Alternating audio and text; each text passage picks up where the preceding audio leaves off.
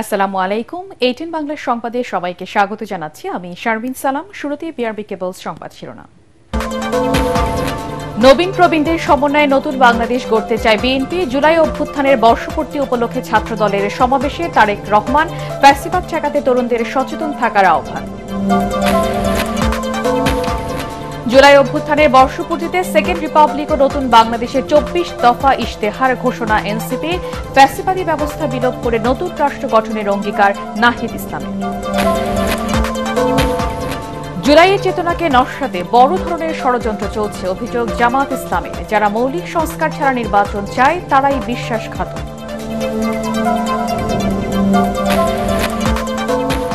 সাক্ষ্য গ্রহণের মধ্য দিয়ে জুলাই গণহত্যা মামলায় শেখ হাসিনার বিচার শুরু। অপরাধের প্রমাণ স্পষ্ট, বললেন চিফ প্রসিকিউটর। সর্বোচ্চ শাস্তি দাবি অ্যাটর্নি জেনারেলের। আওয়ামী লীগের পতনের এক দফা ঘোষণার দিন আজ। আলোচনার নামে শেখ হাসিনার ফাঁদে পা না দিয়ে অসহযোগ আন্দোলনে নামে ছাত্র জনতা।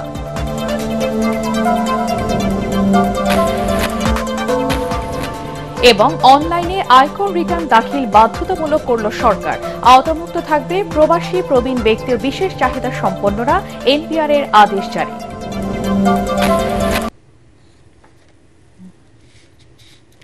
শুনছিলেন বিআরবি কেবল সংবাদ শিরোনাম। এবারে বিস্তারিত। নবীন প্রবীণের সমন্বয়ে নতুন বাংলাদেশ গড়ার ঘোষণা দিয়েছেন বিএনপির ভারপ্রাপ্ত চেয়ারম্যান তারেক রহমান। শাহবাগে ছাত্রদলের সমাবেশে ভার্চুয়ালি দেয়া বক্তব্যে তিনি বলেন, স্বাধীনতার 54 বছর পর বাংলাদেশের জনগণ আর বিভেদ প্রতিহিংসার রাজনীতি চায় না। তারেক রহমান বাংলাদেশে ভবিষ্যতে যাতে আর ফ্যাসিবাদ, চরমপন্থা ও উগ্রবাদের উত্থান না ঘটে সে ব্যাপারে তরুণ প্রজন্ম সহ সবাইকে সজাগ থাকার আহ্বান জানান। সমাবেশে মহাসচিব মির্জা ফখরুল ইসলাম আলমগীর বলেন, শেখ হাসিনাকে আর বাংলাদেশে রাজনীতি করার সুযোগ দেয়া যাবে না। মইনুল হাসানের রিপোর্ট। দুনিয়া কাঁপানো জুলাই অভ্যুত্থানের বর্ষপূর্তিকে উপলক্ষ করে ছাত্রদলের এই সমাবেশের আয়োজন হলেও নেতাকর্মীদের বিপুল উপস্থিতির মাধ্যমে বিএনপির জনসমর্থন আর সাংগঠনিক শক্তির জানান দিল দলটি। ছাত্রদলের এই ছাত্র সমাবেশকে ঘিরে তৈরি হয় উৎসব মুখর পরিবেশ। রাজধানী সহ দেশের নানা প্রান্ত থেকে নেতাকর্মীরা এতে যোগ দেয়। ছাত্রদল কর্মী সমর্থকদের উপস্থিতি শাহবাগ ছাড়িয়ে আশপাশের মূল সড়ক, অলিগলিতে ছড়িয়ে পড়ে। সাবেক ছাত্রনেতাদের পর বক্তব্য রাখতে গিয়ে বিএনপি মহাসচিব মির্জা ফখরুল ইসলাম আলমগীর বলেন, গণঅভ্যুত্থানে দেশ ছেড়ে পালিয়ে গিয়ে পার্শ্ববর্তী দেশে বসে নানা ষড়যন্ত্র করে যাচ্ছে পতিত স্বৈরাচার শেখ হাসিনা।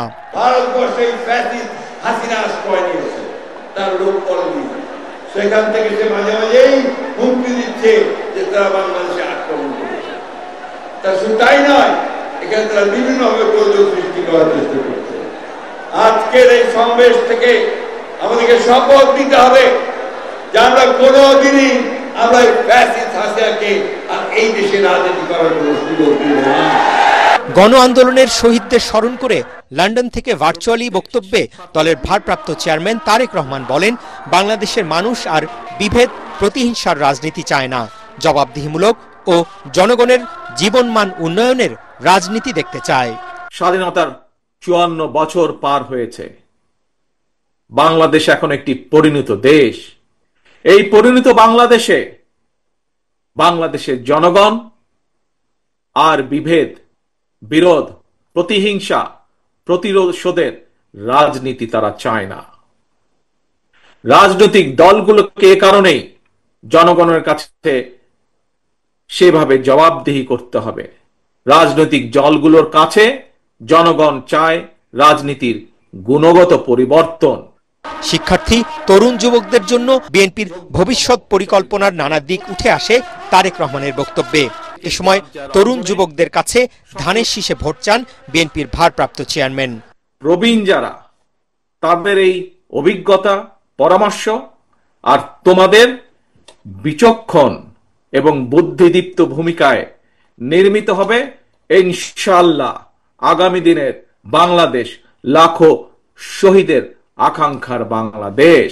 নেতাকর্মী সহ দেশবাসীকে সতর্ক করে দিয়ে বিএনপির ভারপ্রাপ্ত চেয়ারম্যান বলেন, দেশের বিরুদ্ধে নানা ষড়যন্ত্র চলছে, সবাইকে ঐক্যবদ্ধ থাকতে হবে। প্রিয় ভাই বোনেরা, দেশকে তাবেদার রাষ্ট্রে পরিণত করে রাখতে বিগত ১.৫ দশকে ফ্যাসিস্ট চক্র দেশের শিক্ষা ব্যবস্থাকে ধ্বংস করে দিয়েছিল, যার সাক্ষী তোমরা নিজেরাই। নানা অপকৌশলে আশ্রয় নিয়েছিল।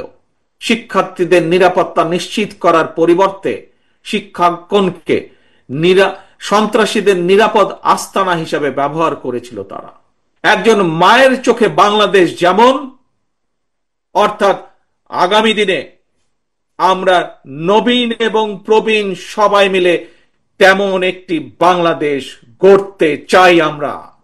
ছাত্রদল নেতাকর্মীদের প্রতিটি বিশ্ববিদ্যালয়ের আবাসন সহ নানা সংকট ও সম্ভাবনার তথ্য সংগ্রহ করে বিএনপি নেতাদের কাছে তুলে ধরার নির্দেশ দেন তারেক রহমান। মইনুল হাসান, এটিএন বাংলা, ঢাকা। জুলাই চেতনাকে নস্যাৎ করার জন্য বড় ধরনের ষড়যন্ত্র চলছে জানিয়ে জামাতের নায়েবে আমির ডক্টর সৈয়দ আব্দুল্লাহ মোহাম্মদ তাহের বলেন, এসব ষড়যন্ত্র নিয়ে তারা আতঙ্কিত নন। তাদের আতঙ্ক জুলাই অভ্যুত্থানের বিশ্বাসঘাতকদের নিয়ে, যারা মৌলিক সংস্কার ছাড়া নির্বাচন চায় ও জুলাই সনদের আইনি স্বীকৃতি দিতে চায় না, তারাই বিশ্বাসঘাতক। রাজধানীর সোহরাওয়ার্দী উদ্যানে সাইমুম শিল্পগোষ্ঠী আয়োজিত জুলাই জাগরণ কালচারাল ফেস্টে এসব কথা বলেন তিনি। মিজান শাহজাহানের রিপোর্ট। আয়োজনের তৃতীয় দিনে জুলাই যোদ্ধাদের বয়ানে ফুটে ওঠে সেই সংকটময় মুহূর্তের দিনগুলোর কথা। জুলাই আন্দোলনের অন্যতম অংশীজন ইসলামী ছাত্র শিবিরের সভাপতি জাহিদুল ইসলাম বলেন, সম্মুখ যোদ্ধাদের মধ্যে ক্রেডিট নেওয়ার অসম লড়াই চলছে। জুলাই যোদ্ধা সাদিক কায়েমের মতে, কাঙ্ক্ষিত বাংলাদেশের স্বপ্ন পূরণের লড়াই এখনো শেষ হয়ে যায়নি। রাজনৈতিক দলগুলো রয়েছে, তাদেরও জুলাইকে, প্রকৃত জুলাইকে, চেতনাকে, জুলাইয়ের প্রেরণাকে ধারণ করার বেশ ঘাটতি আমরা লক্ষ্য করছি। অনেকের মাঝে এই জুলাইয়ের ক্রেডিট নিয়ে একটা অসুস্থ প্রতিযোগিতা আমরা লক্ষ্য করছি। শহীদরা যে জন্য জীবন দিয়েছে একটি বৈষম্যহীন ইনসাফ ভিত্তিক বাংলাদেশ বিনির্মাণ করা, সেই বাংলাদেশ বিনির্মাণ করার আগ পর্যন্ত আমরা আমাদের লড়াই চালিয়ে যাব ইনশাআল্লাহ। অনুষ্ঠানে প্রধান অতিথি জামাতের নায়েবে আমির ডাক্তার সৈয়দ আব্দুল্লাহ মোহাম্মদ তাহের বলেন, জুলাই যোদ্ধাদের মূল্যায়নে ব্যর্থ হয়েছে সরকার ও রাজনৈতিক দলগুলো। বড় ধরনের চক্রান্তের আশঙ্কার কথাও জানান তিনি। ষড়যন্ত্রকারীরা দূর থেকে ষড়যন্ত্র করে, কাছ থেকে করে, আমরা বুঝতে পারি, আমরা সাবধান থাকি, কিন্তু নিজের মানুষ, কাছের মানুষের জন্য বিশ্বাসঘাতকতা করে, সেটাকে মোকাবেলা করা অনেক সময় কঠিন হয়ে যায়। যারা সংস্কারের আইনি ভিত্তির প্রয়োজনীয়তা অনুভব করে না, তারাই নির্বাচন বিরোধী, তারাই নির্বাচনকে বানচাল করতে চায়, তারাই জেনে তেনে নির্বাচন করে বাংলাদেশকে আবার পিছিয়ে সেই 15 বছরের জঞ্জালের আবর্জনায় দেশকে নিয়ে যেতে চায়।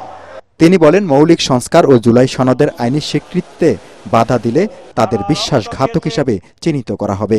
সরকারকে বলবো, যেখানে যেখানে প্রয়োজন সংস্কারের, সেইটি নির্দ্বিধায় করতে হবে। কোন দল মানে, কোন দল মানে না, বাংলার জনগণ এটা শুনতে চায় না। দেশে একটি সুষ্ঠু গণতান্ত্রিক নির্বাচন করার জন্যে যা কিছু প্রয়োজন, এই সরকারকে সেটি করতে হবে। না হলে জনগণের সাথে বিশ্বাসঘাতকতা হিসাবে, শহীদদের সাথে বিশ্বাসঘাতক হিসাবে ইতিহাস আপনাদেরকে চিহ্নিত করবে। আলোচনা সভা শেষে কালচারাল ফেস্টে বিভিন্ন ক্যাটাগরিতে বিজয়ীদের পুরস্কৃত করেন আয়োজকরা। মিজান শাহজাহান, এটিএন বাংলা, ঢাকা। জুলাই অভ্যুত্থানের বর্ষপূর্তিতে সেকেন্ড রিপাবলিক ও নতুন বাংলাদেশে 24 দফা ইশতেহার ঘোষণা করেছে জাতীয় নাগরিক পার্টি এনসিপি। কেন্দ্রীয় শহীদ মিনারে আয়োজিত সমাবেশে পরিবারতন্ত্র ও ফ্যাসিবাদী ব্যবস্থার বিলোপের মাধ্যমে নতুন রাষ্ট্র গঠনের অঙ্গীকারের কথা জানান দলের আহ্বায়ক নাহিদ ইসলাম। সমাবেশে জুলাই গণ অভ্যুত্থানে শহীদ পরিবারের সদস্য ও আহতরাও অংশ নেন। আশিকুর রহমানের রিপোর্টে বিস্তারিত।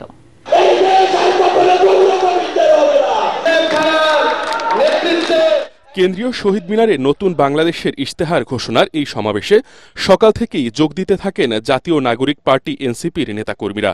জুলাই আন্দোলনে প্রাণ হারানো শহীদ ইমাম হাসান তায়েবের ভাই রবিউল আউয়ালের আবেগঘন বক্তব্য দিয়ে শুরু হয় সমাবেশ। পরে একে একে বক্তব্য রাখেন এনসিপির কেন্দ্রীয় নেতারা। সন্ধ্যায় নতুন বাংলাদেশের ইশতেহার ঘোষণা করেন এনসিপির আহ্বায়ক নাহিদ ইসলাম। আমাদের প্রথম দফাটি হলো নতুন সংবিধান ও সেকেন্ড রিপাবলিক, উপনিবেশ বিরোধী লড়াই, স্বাধীনতা সংগ্রাম ও জুলাই গণ অভ্যুত্থানে জনগণের সাম্য, মানবিক মর্যাদা ও সামাজিক সুবিচারের আকাঙ্ক্ষার ভিত্তিতে আমরা বহু ভাষা, সংস্কৃতি ও জাতির নতুন বাংলাদেশ তৈরি করব। পুরাতন ঝেড়ে ফেলে আমাদের রাষ্ট্রের নতুন যাত্রায় আমাদের প্রথম অঙ্গীকারী হচ্ছে গণপরিষদের মাধ্যমে একটা নতুন সংবিধান। জুলাইয়ের আকাঙ্ক্ষা পূরণে আমাদের এই নতুন সংবিধান একনায়কতন্ত্র, পরিবারতন্ত্র, ফ্যাসিবাদী কাঠামোর বিলোপ করে একটি বৈষম্যহীন গণতান্ত্রিক, অন্তর্ভুক্তিমূলক ও জনকল্যাণমুখী রিপাবলিক গঠন করবে। আমাদের এই নতুন রাষ্ট্র ব্যক্তির জীবন, জীবিকা, মর্যাদা, অধিকার সংরক্ষণ করবে। এই নতুন সংবিধান আমাদের রাষ্ট্রের আইন, বিচার ও নির্বাহী বিভাগের মধ্যে ক্ষমতার সুনির্দিষ্ট বিভাজন ও ভারসাম্য নিশ্চিত করবে। আমরা জুলাই ঘোষণাপত্র, জুলাই সদনের সাংবিধানিক স্বীকৃতি নিশ্চিত করব। আমাদের দ্বিতীয় দফাটি হচ্ছে জুলাই গণ অভ্যুত্থানের স্বীকৃতি ও বিচার। এই জনপদের মানুষের উপনিবেশ বিরোধী সংগ্রাম, 1971-এর মহান মুক্তিযুদ্ধের কাঙ্ক্ষিত সাম্য, মানবিক মর্যাদা ও সামাজিক সুবিচার প্রতিষ্ঠার লড়াই এবং জুলাই গণ অভ্যুত্থানের একটি বৈষম্যহীন বাংলাদেশ গঠনের প্রত্যয়ই আমাদের প্রেরণা। আমরা জুলাইয়ে সংগঠিত গণহত্যা, শাপলা গণহত্যা, আমরা পিলখানা হত্যাকাণ্ড, গুম ও বিচার বহির্ভূত হত্যা সহ আওয়ামী ফ্যাসিবাদের সময়ে সংগঠিত সকল মানবতা বিরোধী অপরাধের দৃষ্টান্তমূলক বিচার ও শাস্তির জন্য আমরা লড়াই করব। তিনি বলেন, এক দফা কোনো দল কিংবা সংগঠনের দাবি নয়। এক দফা ঘোষণা হয়েছিল পুরো বাংলাদেশের পক্ষে, আর বাংলাদেশের জনতা ওই এক দফার ঘোষক। আমরা অবাধ, সুষ্ঠু, নিরপেক্ষ নির্বাচনের জন্য নির্বাচন কমিশন আইন ওর গঠন প্রক্রিয়ায় মৌলিক পরিবর্তন সাধন করব এবং রাষ্ট্র কর্তৃক নির্বাচন ও ব্যয় নির্বাহের আইন করার মাধ্যমে নির্বাচনে কালো টাকার প্রভাব হ্রাস করব এবং সৎ ও যোগ্য প্রার্থীদের প্রতিদ্বন্দ্বিতার সুযোগ সৃষ্টি করব। আমাদের চতুর্থ দফাটি হচ্ছে ন্যায় ভিত্তিক বিচার ব্যবস্থা ও আইন সংস্কার। আমাদের রাষ্ট্রে স্বাধীন বিচার বিভাগ ক্ষমতাবানদের পক্ষে অন্ধ অবস্থান নিবে না, বরং মজলুমকে তার প্রাপ্য ন্যায় বিচার বুঝিয়ে দিবে।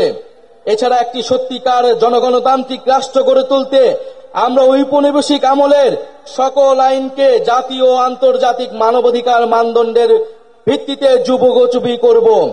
মৌলিক মানবাধিকার লঙ্ঘন করে এমন কোনো আইন তৈরি করা হবে না।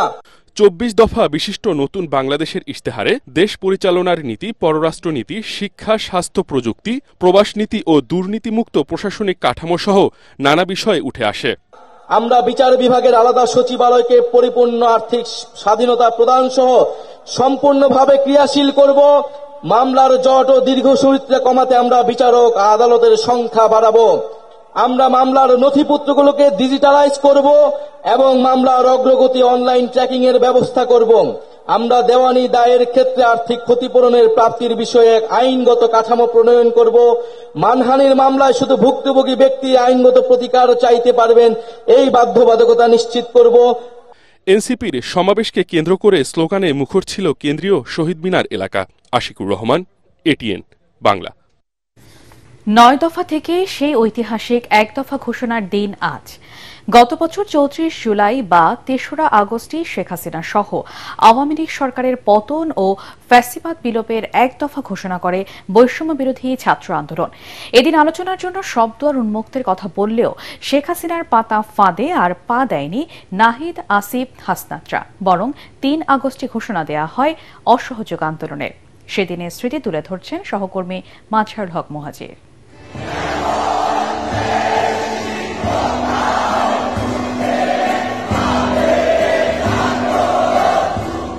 প্রায় 56,000 বর্গমাইলের গোটা বাংলাদেশ যেন সেদিন এক বিন্দুতে মিলিত হয় কেন্দ্রীয় শহীদ মিনারে।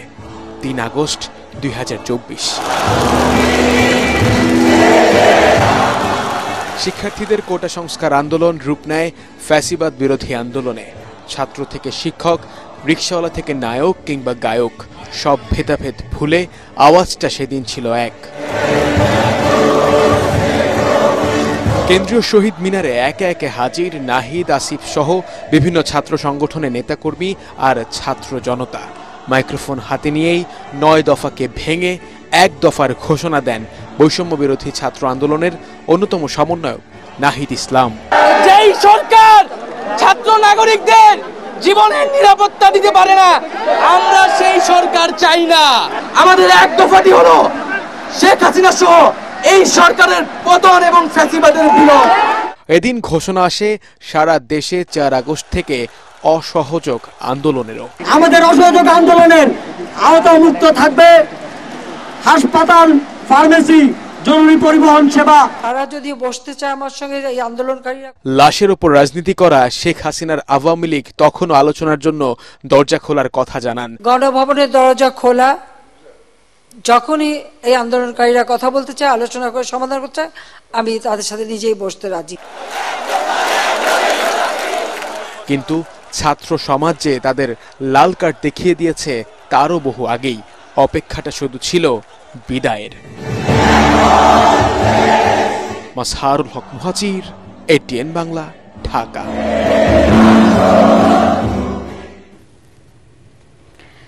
পদোন্নতির ক্ষেত্রে দেশপ্রেমিক, মেধাবী ও দক্ষ কর্মকর্তাদের পদোন্নতি দিতে নৌ ও বিমান বাহিনী নির্বাচনী পর্ষদকে নির্দেশ দিয়েছেন প্রধান উপদেষ্টা ড. মোহাম্মদ ইউনূস। নৌ ও বিমান বাহিনী নির্বাচনী পর্ষদ 2025-এর উদ্বোধনকালে এই নির্দেশ দেন তিনি।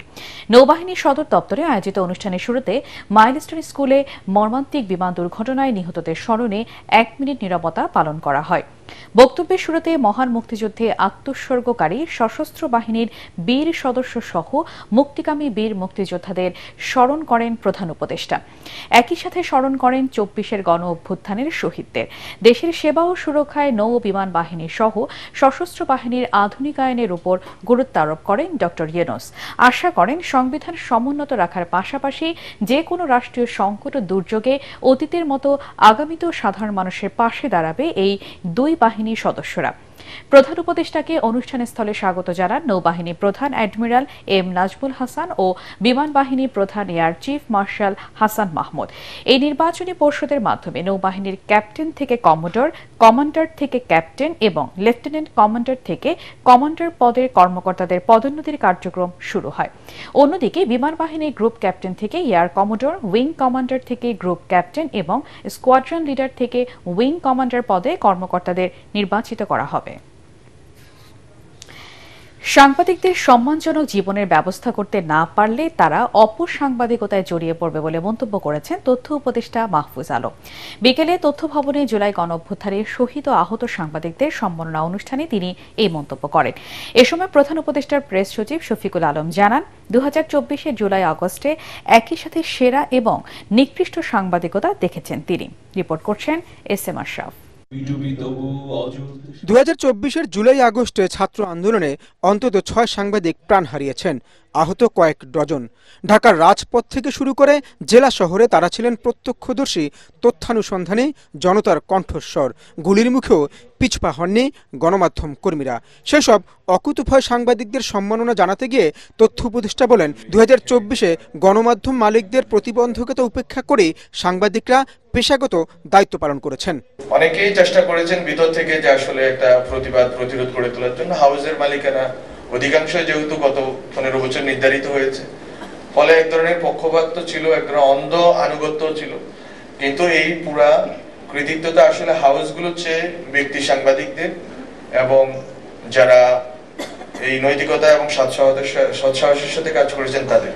এ সময় প্রধান উপদেষ্টার প্রেস সচিব শফিকুল আলম বলেন, একজন মফস্বল সাংবাদিক কিভাবে সাধারণ মানুষের দাবির প্রতি ভূমিকা রাখতে পারেন তার উজ্জ্বল দৃষ্টান্ত ছিল 2024-এর জুলাই আগস্ট। পুলিশ গুলি করছে তার পাশে দাঁড়িয়ে, এবং সবচেয়ে হচ্ছে তার কোনো কিন্তু হোস্টাইল এনভায়রনমেন্টে তার যে একটা জ্যাকেট নাই, মাথায় একটা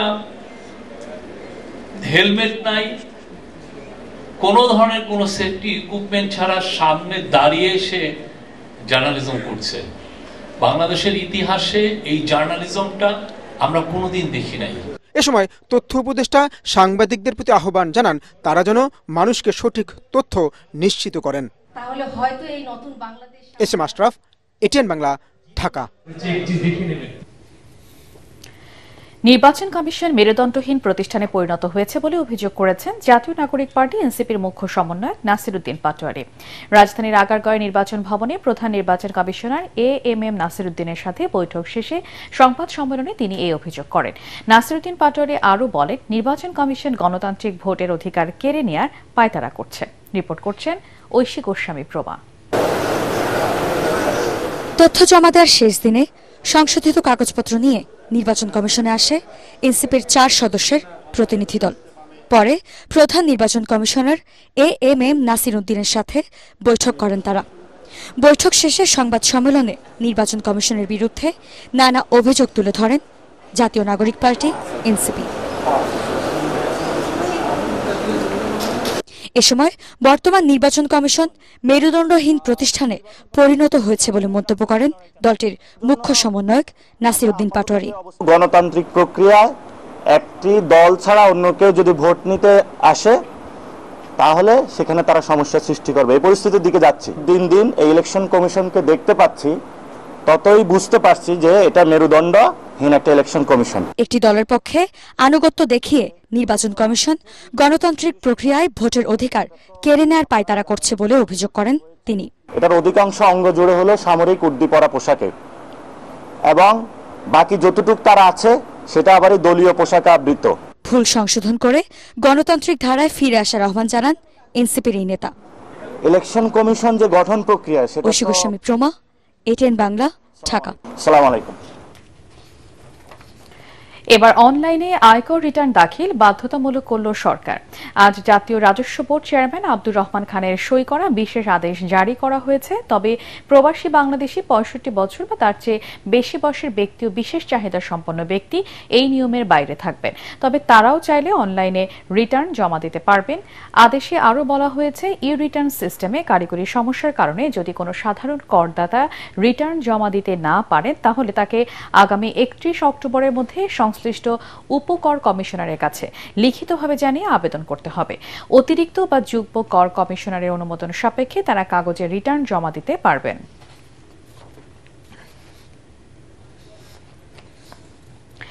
সংশোধিত ড্যাব বা বিশদ অঞ্চল পরিকল্পনায় রাজধানীতে বাড়তে পারে ভবনের উচ্চতা, আর তাতে স্থবির আবাসন খাত। এ খাতের ব্যবসায়ীরা বলছেন, ড্যাবের দীর্ঘসূত্রিতার কারণে এরই মধ্যে বড় ধরনের ক্ষতির মুখে নির্মাণ শিল্প খাত। রাজধানী ঢাকাকে বাসযোগ্য নগরী হিসেবে গড়ে তুলতে দ্রুত ড্যাব সংশোধন ও তা বাস্তবায়নের কথা জানান রাজউক চেয়ারম্যান ইঞ্জিনিয়ার রিয়াজুল ইসলাম। তরিক ইসলামের রিপোর্ট। রাজধানী ঢাকায় যে কোনো ভবন নির্মাণে এর উচ্চতা, ইউনিট ও তার আয়তনের অনুমতি দেয় রাজধানী উন্নয়ন কর্তৃপক্ষ রাজউক। রাজধানী ঢাকাকে বাসযোগ্য করতে সবশেষ 2022 সালে ভবনের ফ্লোর এরিয়া রেশিও বা ফার কমিয়ে ড্যাপের সংশোধন আনে রাজউক। আলোচনা সমালোচনার মুখে আবারও ড্যাপ সংশোধনের উদ্যোগ নেয় রাজউক। দীর্ঘদিনেও ড্যাপের বাস্তবায়ন না হওয়ায় নির্মাণ শিল্প খাত ক্ষতিগ্রস্ত হচ্ছে বলে অভিযোগ এই আবাসন ব্যবসায়ীর। আপনি যদি রাজুকের স্ট্যাটিস্টিক্স দেখেন তাহলে দেখবেন যে নিঃসন্দেহে আগে যত বিল্ডিংয়ের প্ল্যান পাস হতো, এই নতুন ড্যাপ ইনঅ্যাকশনে আসার পরে প্ল্যান পাসটা কমে গেছে। কারণ আবাসন ব্যবসায়ীরা এবং ল্যান্ডওনার কেউই এতে কমফোর্টেবল ফিল করছেন না। সংশোধন হবে এরকম করে জিনিসটা কেমন যেন একটা সিদ্ধান্তহীনতার মধ্যে ঝুলে আছে আর কি। তো যে কারণে আমরাও সামনে এগোতে পারছি না, ল্যান্ডওনাররাও তার ওই নিজেকে বঞ্চিত করতে চাইছেন না। তো সব মিলে পুরো বিষয়টা এখনো পর্যন্ত এই খাতে খুব বাজে একটা নেগেটিভ ইম্প্যাক্ট ফেলেছে আমি বলবো। সংকট নিরসনে বৈষম্য রোধ ও দ্রুত ড্যাব বাস্তবায়নের দাবি এই ব্যবসায়ী নেতার। ব্যবসার যে ট্রেন্ড, যে গতি, সেটা স্লো হয়ে গেছে এই ড্যাবের কারণে। এটার সাথে দেশের ব্যাংকগুলো জড়িত, দেশের বিমাগুলো জড়িত, দেশের অর্থনীতি জড়িত, দেশের ব্যাকওয়ার্ড লিঙ্কেজ ইন্ডাস্ট্রিগুলো জড়িত, বহু কিছু, মানুষের চাকরি জড়িত, তাদের ছেলে মেয়েদের পড়াশোনা জড়িত, শ্রমিকদের অন্য রুটি জড়িত। এটা একটা ছোট সেক্টর না। আমরা দেখছি আমেরিকায় যখন রিয়েল এস্টেট বসে গেছে তখন তাদের ইকোনমি বসে গেছে, ঠিক আমাদের দেশেও তাই।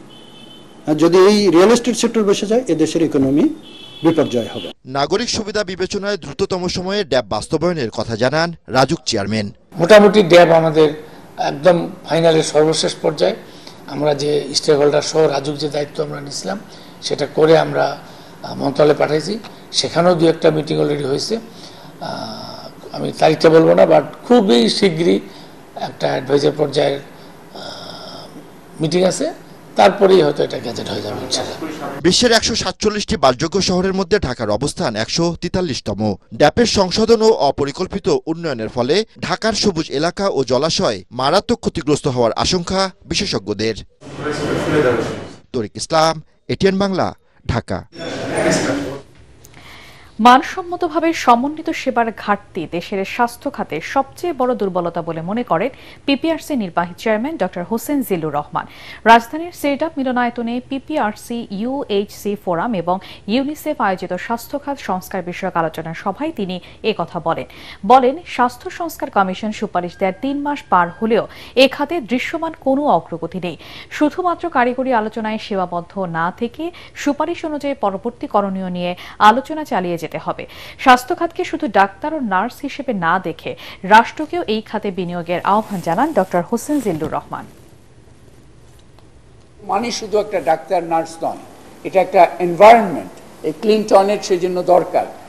খরচের বিষয়টা আসছে, বীমার বিষয়টা আসছে, এগুলো অবশ্য অনেক বিতর্ক এবং অনেক চিন্তাভাবনা করতে হবে, এক্সপেরিমেন্ট করতে হবে।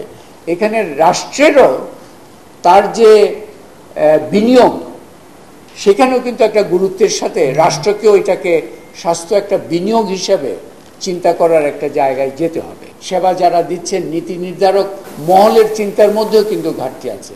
এই হেলথ লিটারেসি এটাকে একটা সমগুরুত্বের একটা এজেন্ডা হিসেবে আমাদেরকে মাথায় নিতে হবে। আল রাফা ইসলামী ব্যাংক অর্থ সংবাদ।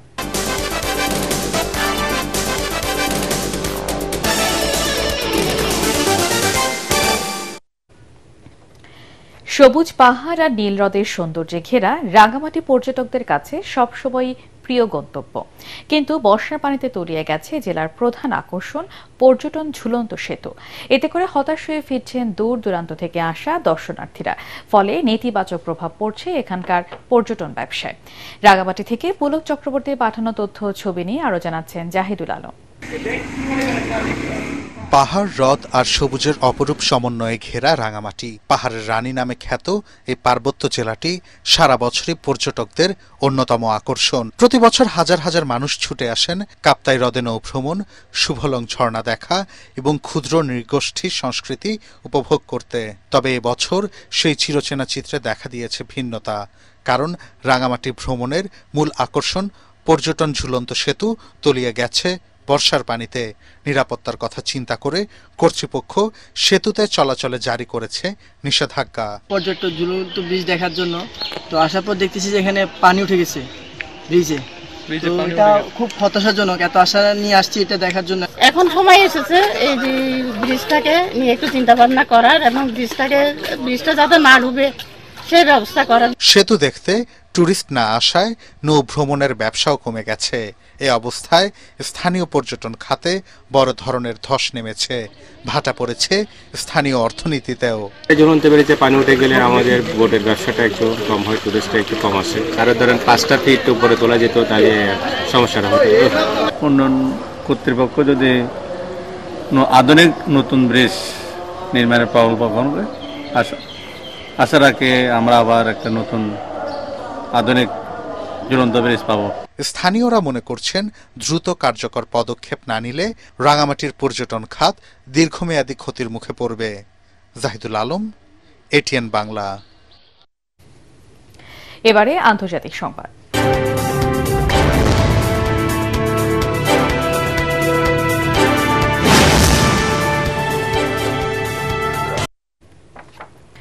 চীন ও পাকিস্তানের মধ্যে গড়ে তোলা সিল্ক রোডের সঙ্গে ইরানের যুক্ত হওয়ার সুযোগ রয়েছে বলে জানিয়েছেন ইরানের প্রেসিডেন্ট মাসুদ পেজেশকিয়ান। তিনি পাকিস্তানের সঙ্গে সীমান্ত বাণিজ্য, বাজারের সম্প্রসারণ ও পরিবহন খাতে সহযোগিতা বাড়ানোর পরিকল্পনাও তুলে ধরেছেন। ইরানের মেহর নিউজ এজেন্সি বলছে, পাকিস্তানের প্রধানমন্ত্রী শেহবাজ শরীফের আমন্ত্রণে রাষ্ট্রীয় সফরে পাকিস্তানে যাওয়ার আগে তেহরানে এক সংবাদ ব্রিফিংয়ে পেজেশকিয়ান একথা বলেন। তিনি বলেন, ইরানের মাধ্যমে চীন পাকিস্তানের সিল্ক রোড ইউরোপ পর্যন্ত পৌঁছাতে পারে। একই সাথে বর্তমানে দুই দেশের মধ্যে বাণিজ্যিক সম্পর্ক ভালো অবস্থানে রয়েছে বলেও জানান পেজেশকিয়ান। এ সময় বাইরের শক্তিগুলো মুসলিম দেশগুলোর জন্য বিভাজন তৈরির চেষ্টা করছে উল্লেখ করে তিনি বলেন, পাকিস্তানের সঙ্গে সংহতি ও ঐক্য গড়তে প্রতিশ্রুতিবদ্ধ ইরান। এবারে খেলার খবর।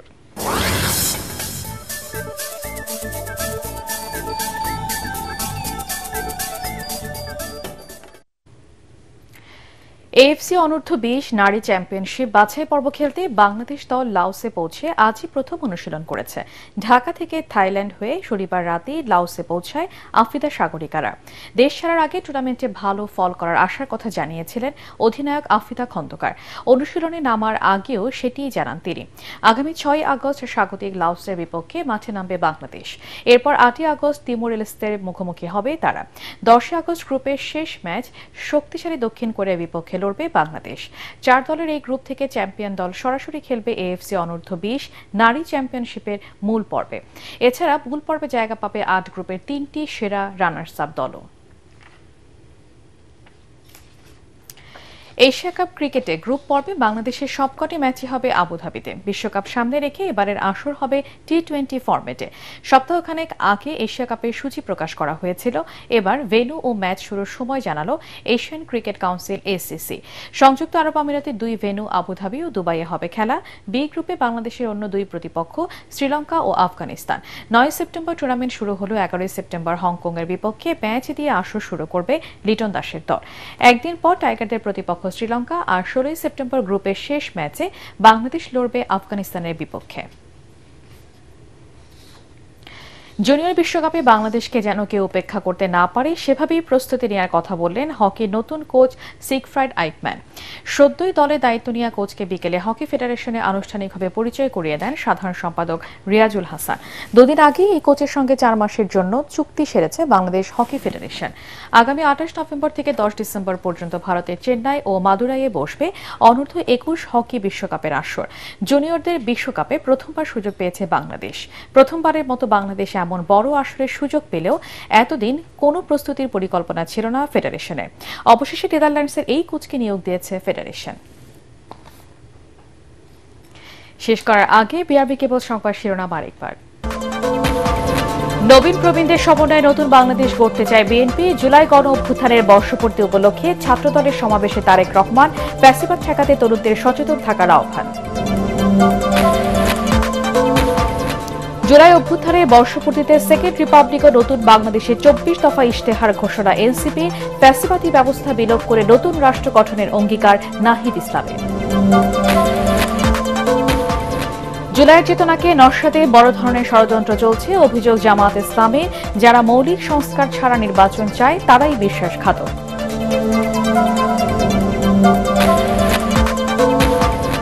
সাক্ষ্য গ্রহণের মধ্য দিয়ে জুলাই গণহত্যা মামলায় শেখ হাসিনার বিচার শুরু।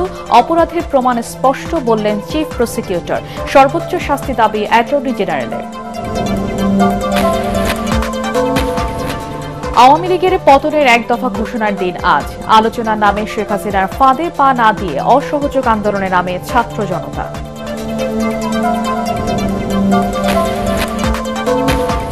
এবং অনলাইনে আয়কর রিটার্ন দাখিল বাধ্যতামূলক করল সরকার। আওতামুক্ত থাকবে প্রবাসী, প্রবীণ ব্যক্তি ও বিশেষ চাহিদা সম্পন্নরা। এনপিআর এর আদেশ জারি। পরবর্তী সংবাদ দেখার আমন্ত্রণ জানিয়ে এখনকার মতো শেষ করছি। 18 বাংলার সংবাদ ইউটিউবে দেখতে ব্রাউজ করুন youtube/18 বাংলা নিউজ।